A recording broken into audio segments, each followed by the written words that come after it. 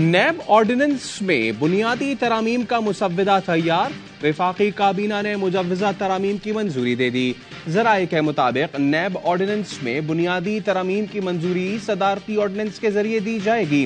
Chairman NAB تفتیش میں عدم تعاون پر ملزمان کے وارنٹ گرفتاری جاری کر سکیں گے۔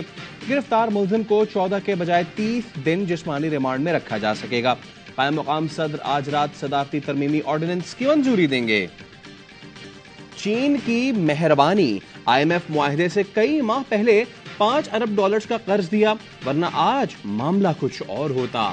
وزیر اعظم شہباز شریف کی وفاقی کابینہ اجلاس میں گفتگو، کہا سعودی عرب سے 2 ارب ڈالرز اور یو اے ای سے 1 ارب ڈالرز لانے میں army chief general Asim Munir کا کلیدی کردار ہے۔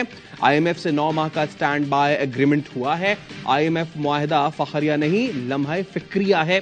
دعا کریں یہ آئی ایم ایف سے آخری معاہدہ ہو۔ 15-20 سال مل کر کام کریں گے تو ترقی قدم چومے گی۔ اب اشرافیہ کو قربانی دینا ہوگی۔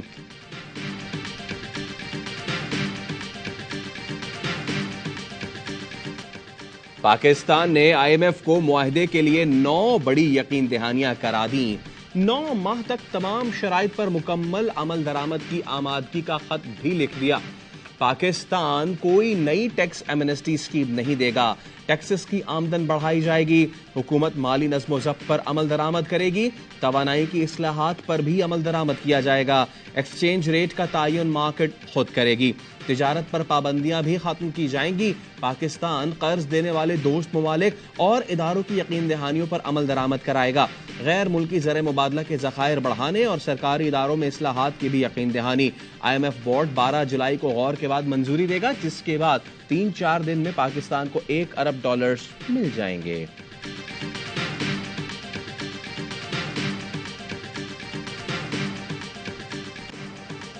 ڈار کا ڈالر میں 18 سے 20 روپے تک کمی کا دعویٰ۔ وزیر خزانہ کہتے ہیں اوپن مارکیٹ میں ڈالر 270 سے 72 روپے میں فروخت ہو رہا ہے۔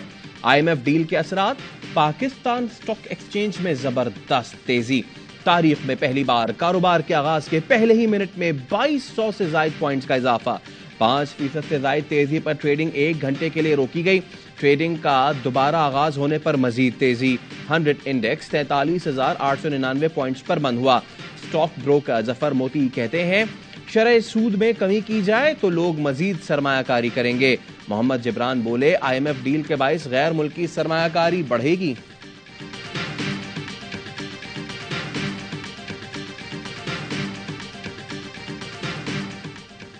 موڈیز نے آئی ایم ایف معاہدہ پاکستانی معیشت کے لیے بہتر قرار دے دیا۔ ملکوں اور اداروں کی معیشت کی درجہ بندی کرنے والے بین الاقوامی ادارے کا غیر ملکی قرضوں کے حوالے سے پاکستان کا اقتصادی تجزیہ۔ عالمی اداروں سے پاکستان کو قرض کی راہ ہموار ہو گئی۔ موڈیز کا کہنا ہے رواں سال پاکستان پر بیرونی قرضوں کی ادائیگی کا سخت بوجھ رہے گا۔ ٹیکس اصلاحات کے ساتھ پاکستان کو آمدنی بڑھانا ہوگی۔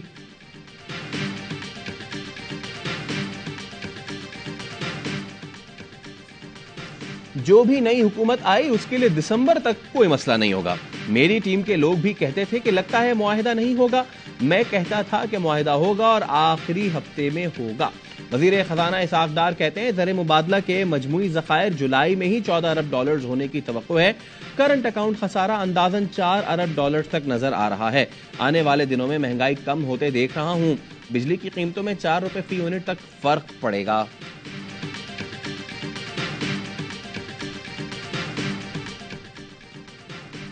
ہمارے پاس ایک ہی راستہ ہے کہ قرض واپسی کے لیے قرض لیں۔ سابق وزیر خزانہ مفتاح اسماعیل کہتے ہیں تنخواہ دار طبقے پر ٹیکس نہیں لگانا چاہتا تھا، لیکن آئی ایم ایف نہیں مان رہا تھا۔ صوبوں کو وفاق پیسے دیتا ہے، صوبے اپنا ٹیکس جمع نہیں کرتے۔ غریب آدمی کی 30% تنخواہ ٹیکس میں لے لیتے ہیں۔ ماہر معاشیات عزیر یونس نے آئی ایم ایف کے چنگل سے نکلنے کا فارمولا بتا دیا۔ کہا اشرافیہ کو 17.5 ارب ڈالرز مراعات ملتی ہیں۔ مراعات کے خاتمے تک مسئلہ برقرار رہے گا۔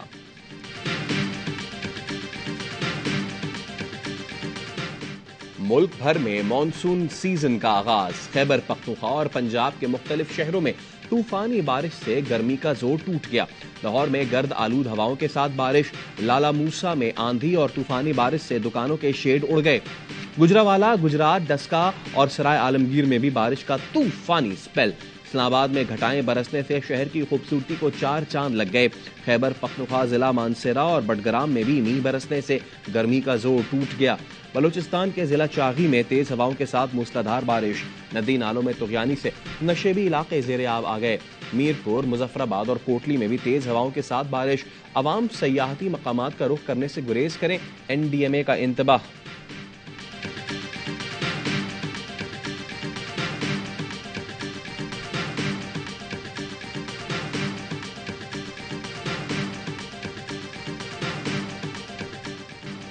شدید گرمی میں بجلی کی طویل لوڈ شیڈنگ سے عوام بلبلا اٹھے۔ 12 سے 16 گھنٹے کی بندش نے زندگی اجیرن کر دی۔ کراچی میں گرمی بڑھتے ہی لوڈ شیڈنگ کا دورانیہ بھی بڑھا دیا گیا۔ نشتر روڈ پر شہریوں اور تاجروں کا احتجاج، سڑک بند کر دی۔ بھیم پورہ، جن آباد اور رنچھوڑ لین اور اطراف میں بھی شہری سڑکوں پر نکل آئے۔ کراچی کا کوئی بھی علاقہ اعلانیہ و غیر اعلانیہ لوڈ شیڈنگ سے محفوظ نہیں۔ ٹیکنیکل فالٹ کے نام پر بجلی کی گھنٹوں بندش معمول بن گئی۔ کے الیکٹرک نے دعویٰ کیا ہے لوڈ شیڈنگ صرف بجلی چوری والے علاقوں میں ہو رہی ہے۔ ملک بھر میں بجلی کا شارٹ فال 5856 میگا واٹ تک پہنچ گیا۔ وزیر توانائی سندھ امتیاز شیخ کہتے ہیں کہ الیکٹرک وفاق کے پاس ہے، ادارے میں سندھ کی نمائندگی نہ ہونے سے عوام اذیت کا شکار ہے۔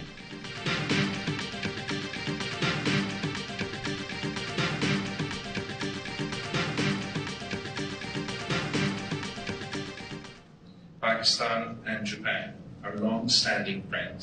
We have agreed to further deepen and exchange our mutually beneficial bilateral cooperations in the area of trade, investment, human resource development, and exchange, IT, tourism, and agriculture. Pakistan Japan کو افرادی قوت مہیا کر سکتا ہے۔ جاپان کے ساتھ سرمایہ کاری، تجارت، سیاحت اور مختلف شعبوں میں تعاون بڑھانا چاہتے ہیں۔ وزیر خارجہ بلاول بھٹو کی ٹوکیو میں جاپانی ہم منصب کے ہمراہ پریس کانفرنس۔ وزیر خارجہ کی جاپانی وزیر اعظم سے بھی ملاقات۔ ایشین ڈیولپمنٹ بینک انسٹی ٹیوٹ میں خطاب کے دوران بلاول بھٹو نے کہا، پاکستان کے ہنرمند لیبر جاپان کی ترقی میں اہم کردار ادا کر سکتے ہیں۔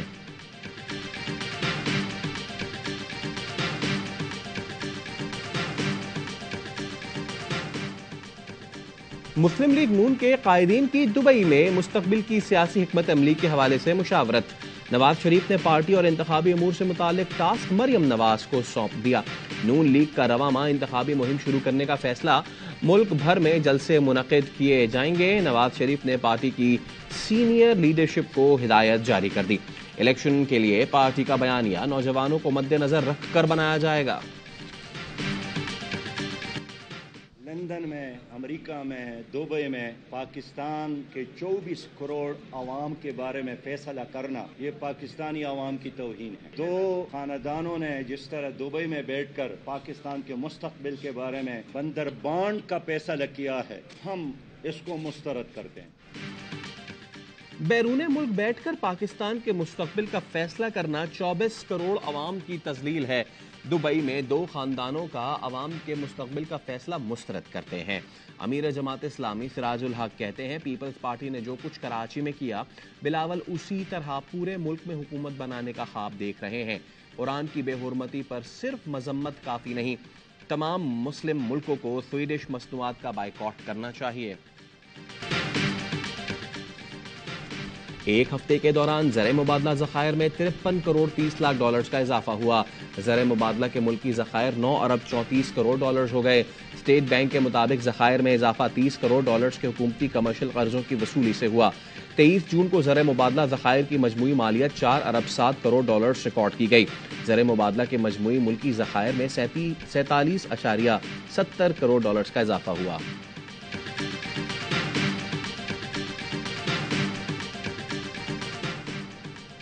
چیئرمین پی ٹی آئی کا چیف جسٹس اسلام آباد ہائی کورٹ پر عدم اعتماد کا اظہار۔ توشہ خانہ کیس ٹرائل کے خلاف درخواستیں دوسرے بینچ منتقل کرنے کی درخواست، موقف اپنایا۔ چیئرمین پی ٹی آئی کو یقین ہے بینچ سے انصاف نہیں ملے گا۔ چیئرمین پی ٹی آئی کی کوئٹہ میں وکیل کے قتل سے متعلق متفرق درخواست سماعت کے لیے مقرر۔ سپریم کورٹ کا 2 رکنی بینچ آج سماعت کرے گا۔ درخواست گزار نے مقدمے کی سماعت کوئٹہ میں کرنے سے روکنے کی استدعا کی ہے۔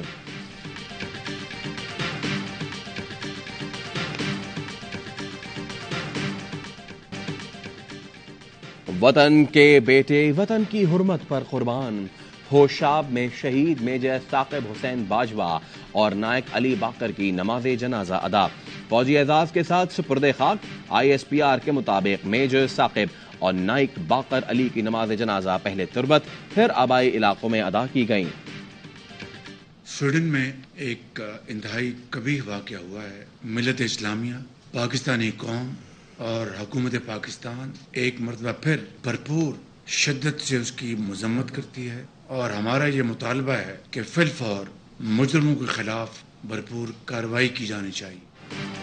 سویڈن میں قرآن پاک کی بے حرمتی پر وزیراعظم شہباز شریف کی شدید مذمت، مجرموں کے خلاف بلا تاخیر اور فوری کارروائی کا مطالبہ۔ گورنر سندھ کا قرآن پاک کی بے حرمتی کے خلاف سویڈن سفارتکار کو احتجاجی مراسلہ۔ کامران ٹسوری نے کہا سویڈن حکام واقعے کا نوٹس لے کر ذمہ داری کے خلاف کارروائی کریں۔ اسلام آباد، گجرانوالہ، ملتان سمیت پاکستان کے مختلف شہروں میں واقعے کے خلاف مظاہرے۔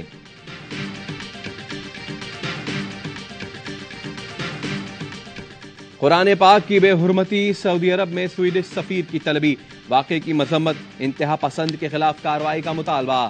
سویڈن میں قرآن کی بے حرمتی کے خلاف ملت اسلامیہ سراپائے احتجاج۔ لندن میں سویڈش سفارت خانے کے باہر احتجاج، مظاہرے میں پاکستانی اور کرد کمیونٹی کے افراد نے شرکت کی۔ انڈونیشیا کے مسلمانوں کا منفرد احتجاج، کھلے میدان میں جمع ہو کر ہزاروں مرد و خواتین نے قرآن کریم کی اجتماعی تلاوت کی۔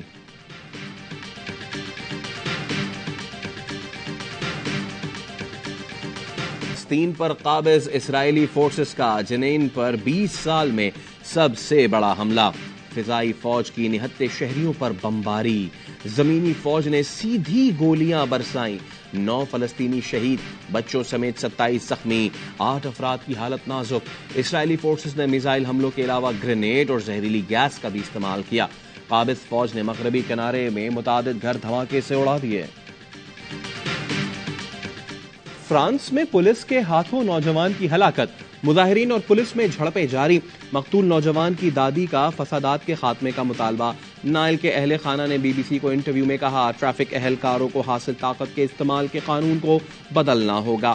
پرتشدد مظاہروں کی روک تھام کے لیے فرانس کے مخصوص علاقوں میں انٹرنیٹ سروس بند کر دی گئی۔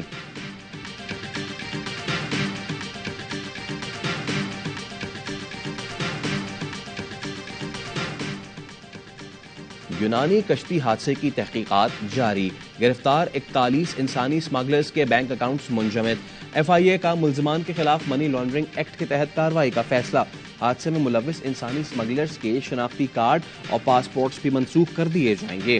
DG FIA کا کہنا ہے ایئرپورٹس انچارج یقینی بنائیں کوئی بھی ایجنٹ بیرون ملک فرار نہ ہو۔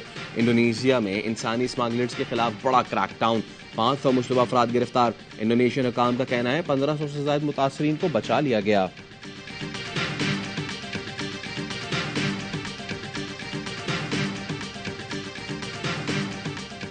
پاک آرمی ہے تو پاکستان ہے۔ میں سخت الفاظ سے ان تمام تر کارروائیوں کی پرزور مذمت کرتا ہوں۔ پاک آرمی ہے تو ہم ہیں، پاک آرمی ہے تو پاکستان ہے، پاکستان ہے تو ہم ہیں۔ پاکستان زندہ باد، پاک فوج پہندہ باد۔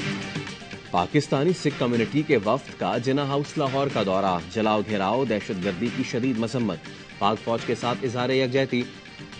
شرکا کا کہنا تھا جو تخریب کار، سہولت کار، ماسٹر مائنڈ جناح ہاؤس کو جلانے میں ملوث ہیں انہیں عبرت کا نشان بنایا جائے۔ کولو میں پاک فوج کے شہدا کو خراج عقیدت پیش کرنے کے لیے ریلی۔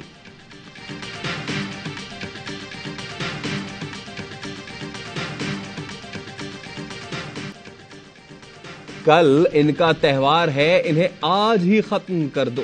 بھارت میں عید سے ایک دن پہلے گاؤ رکشا کے نام پر ایک اور مسلمان قتل، 75 سال کی ماں پر غموں کے پہاڑ ٹوٹ پڑے۔ انصاف کی دہائیاں، BBC ظہیر الدین کے گھر پہنچ گیا، دوست نے بتایا ہجوم نے ظہیر کو بھارتی فوج میں ڈسپلن کی بگڑتی صورتحال، کہیں کرپشن، کہیں جنسی جرائم تو کہیں بدسلوکی۔ ڈسپلن کی بگڑتی صورتحال کی وجہ گرتا مورال، کم تنخواہیں، افسران کا نوجوانوں کے ساتھ ہتک آمیز رویہ ہے۔ بھارتی فوج میں بغاوت کے خدشات، بھارتی فوج میں گزشتہ سال ڈسپلن کی خلاف ورزی کے 6000 سے زائد واقعات پیش آئے. 537 واقعات میں کورٹ مارشل کیا گیا. 12400 سے زائد فوجی بھاگ چکے یا ڈیوٹی سے انکار پر برخاست کیے جا چکے.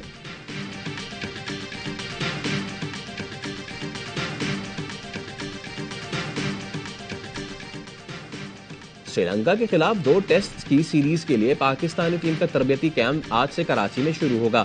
جمعے تک ٹریننگ جاری رہے گی. بابر اعظم اور محمد رضوان حج سے واپسی پر کیمپ جوائن کریں گے. قومی ٹیم ہفتے کو سری لنکا روانہ ہوگی. پہلا ٹیسٹ میچ 16 جولائی سے گول میں کھیلا جائے گا.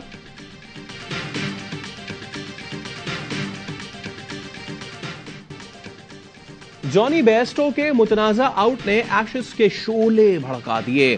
کرکٹ کے مقدس گراؤنڈ لارڈز پر جنٹلمنز گیم کا ماحول مقدر ہو گیا.